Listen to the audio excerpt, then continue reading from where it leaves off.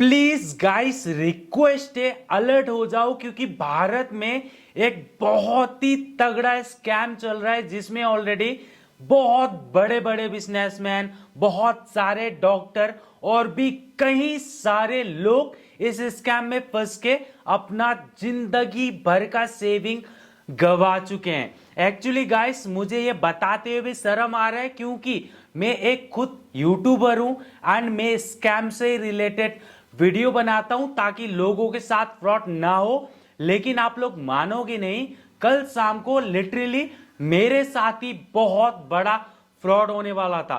मैं तो सीरियसली उसे पैसा ट्रांसफर भी करने वाला था, लेकिन उससे पहले मैंने गूगल पर जाकर रिसर्च किया इस स्कैम के बारे में, तब जाके पता चला कि ये स्कैम तो ऑलरेडी बहुत सारे लोगों के साथ हो चुका है। एक्चुअली ये जो स्कैमर्स है बहुत ही नया तरीका इन लोगों ने निकाला है एंड बिल्कुल बिल्कुल प्रोफेशनल तरीके से लोगों के साथ फ्रॉड कर रहे हैं। एक्चुअली गाइस क्या होता है मैं आप लोगों को पूरा डिटेल्स में बताता हूं क्योंकि चाहे आप जितने भी पढ़े लिखे इंसान हो, चाहे आप जितने भी अलर्ट हो स्कैम से, फिर भी आप लोगों को अगर ऐसा कॉल आता है तो मैं 100% गारंटी देके बोल सकता हूं कि आप इस स्कैम में फंस जाओगे एंड आपका जिंदगी भर का सेविंग बर्बाद हो जाएगा।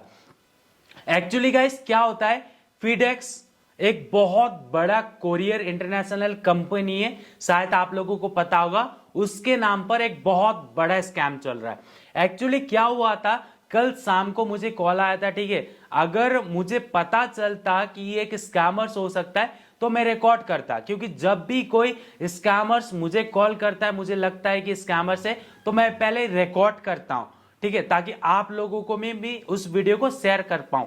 बट मैंने रिकॉर्ड नहीं किया क्योंकि सीरियसली मेरे माइंड पर 1% भी नहीं आया कि ये एक स्कैमर्स हो सकता है।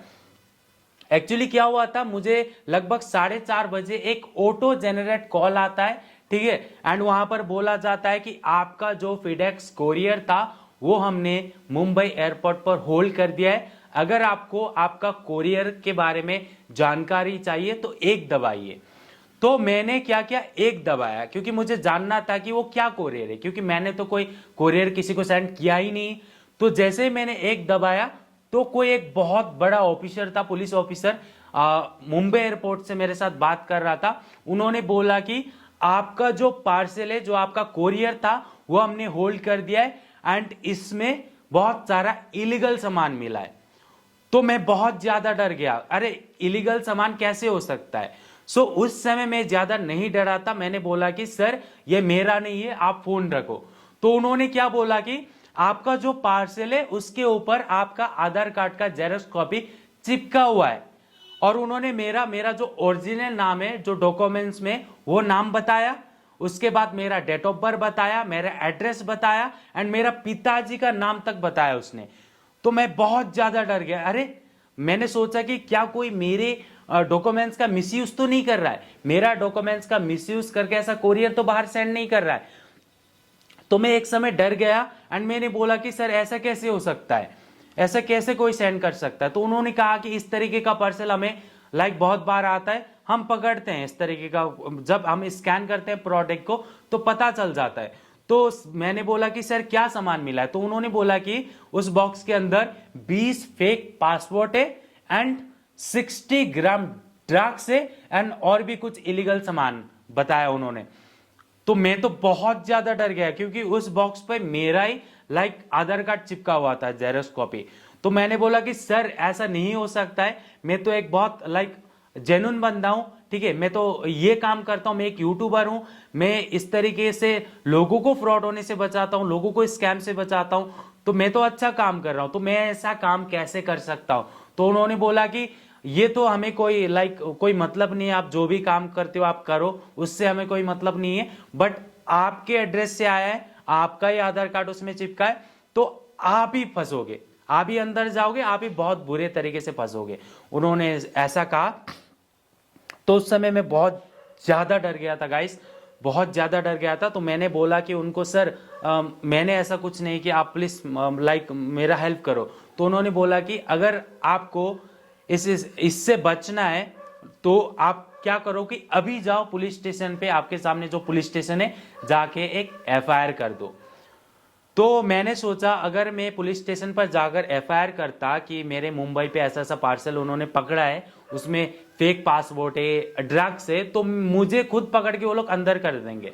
तो मैंने ऐसा उनको कहा, तो उन्होंने बोला कि ठीक है, आप एक काम करो, इसमें मैं कुछ नहीं कर सकता, आप एफआईआर करना है तो करो, अगर आप एफआईआर नहीं कर सकते तो मैं कुछ नहीं कर सकता, आप ही फंसोगे। तो मैंने रिक्वेस्ट किया, तो उन्होंने बोला कि ठीक है, हम आपको एक मुंबई पुलिस स्टेशन का एक एसपी है, बहुत बड़ा ऑफिसर है, तो उन्होंने बोला कि हम उनको कॉल को ट्रांसफर कर देंगे, आप उनको समझाओ, अगर वो समझ जाएंगे तो शायद आपको कुछ हेल्प हो सकता है।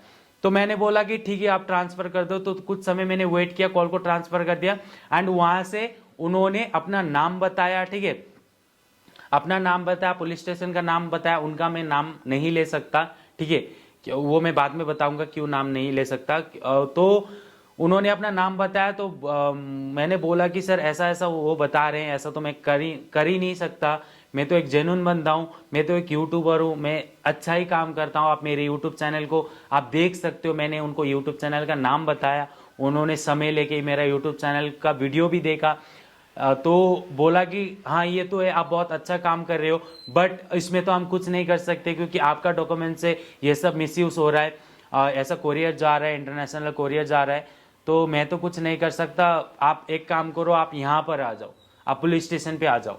तो मैंने बोला कि सर मैं तो आसाम पे रहता हूँ, तो अभी तो मैं पुलिस स्टेशन नहीं जा सकता, मुंबई पे बुला रहे थे वो। तो उन्होंने बोला कि अगर आप नहीं आ सकते तो आप समय लो, कल तक आ जाओ।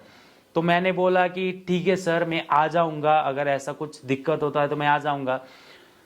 तो मैंने बोला ठीक है सर, मैं आ जाऊंगा, बट प्लीज आप कुछ ट्राई करो, आप कुछ हेल्प करो, क्योंकि बहुत सारे लोग, मैं क्यों डर गया था, क्योंकि बहुत सारे ऐसे इलीगल काम होता है, फेक डॉक्यूमेंट्स लोगों का यूज करते हैं, लोगों का डॉक्यूमेंट्स का मिसयूज करके इस तरीके का बहुत सारे इलीगल काम करते हैं, तो इसीलिए मैं डर गया था। तो मैंने उनको बोला कि सर बाकी कोई और भी तो कर सकता है, आप प्लीज थोड़ा सा इंक्वायरी करो। तो उन्होंने बोला कि ठीक है, आप अपना पैन कार्ड सेंड करो, ठीक है, और अकाउंट डिटेल सेंड करो, एंड पिछले 2 महीने का बैंक सेटलमेंट मुझे सेंड करो। तो मैंने बोला कि सर ऐसा क्यों सेंड करना है। तो उन्होंने बोला कि हमें चेक करना है आपके अकाउंट में कोई इलीगल फंड आ रहा है कि नहीं आ रहा है। तो मैंने क्या किया कि सेंड कर दिया सब कुछ, जो जो उन्होंने बताया था। सेंड करने के बाद उन्होंने बोला कि आपके अकाउंट पे हर महीना डॉलर पे पैसा आ रहा है, इंटरनेशनल फंड आ रहा है डॉलर से, तो आप तो बहुत बुरे तरीके से फंसोगे। तो मैंने उनको बोला कि सर मैं तो एक यूट्यूबर हूँ, एंड हर यूट्यूबर को जो अर्निंग है वो डॉलर पे होता है, एंड पेमेंट तो इंटरनेशनल ही पेमेंट आता है पहले, उसके बाद ही आके हमारे अकाउंट पे क्रेडिट होता है।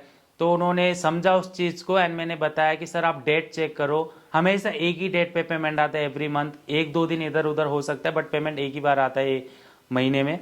तो उन्होंने बोला कि ठीक है, हम आपके अकाउंट को वेरीफाई करेंगे, तो आप एक काम करो, पहले हमें 92,300 ट्रांसफ़र करने को कहा।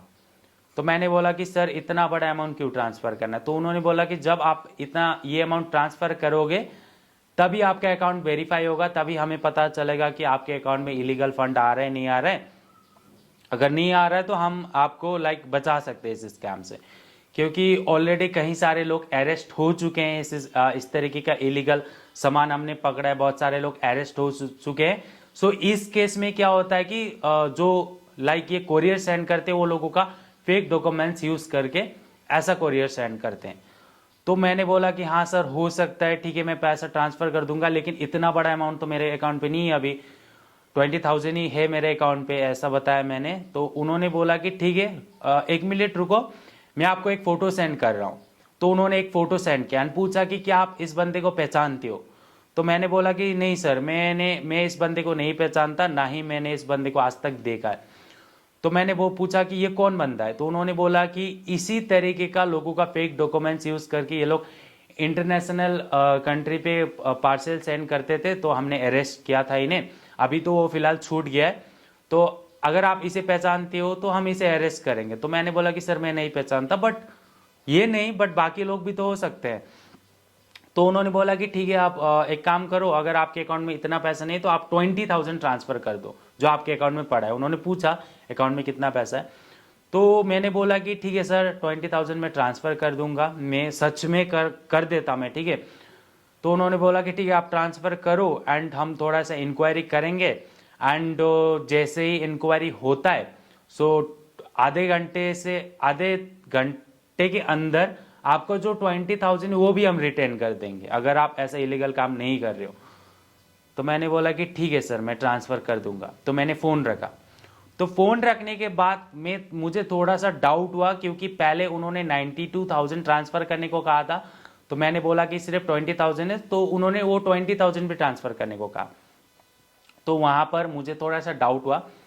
तो मैंने सबसे पहले क्या किया कि उस ऑफिसर ने, एसपी ने जो अपना नाम बताया था, मैंने गूगल पर जाकर सर्च किया, मुंबई एसपी बोल के लिस्ट आया लंबा। तो मैंने चेक किया कि सच में वो ऑफिसर हैं, मुंबई में हैं। तो मैं और भी ज़्यादा डर गया।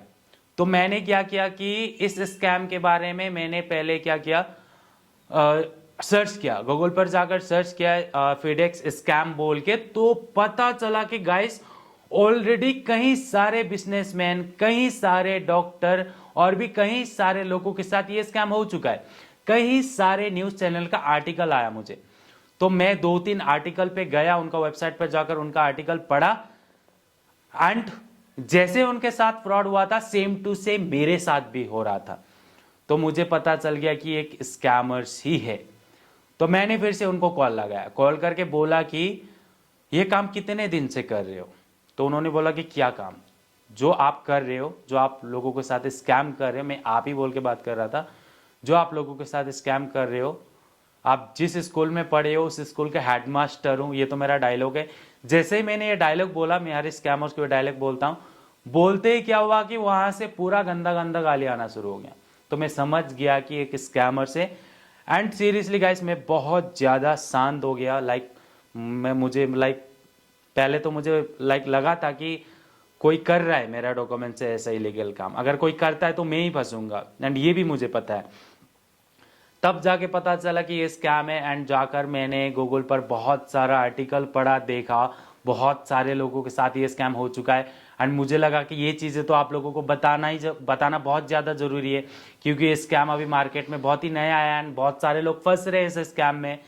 क्योंकि इस स्कैम में इतना ज़्यादा डर फैलाते हैं, प्लस बहुत ही प्रोफेशनल तरीके से बात करते हैं। जो ऑफिसर होता है वो भी बिल्कुल प्रोफेशनल तरीके से बात करता है, एंड जो ये लोग बताते खुद का नाम, जो ऑफिसर बताते वो भी रियल में विजिट करते हैं, होते हैं।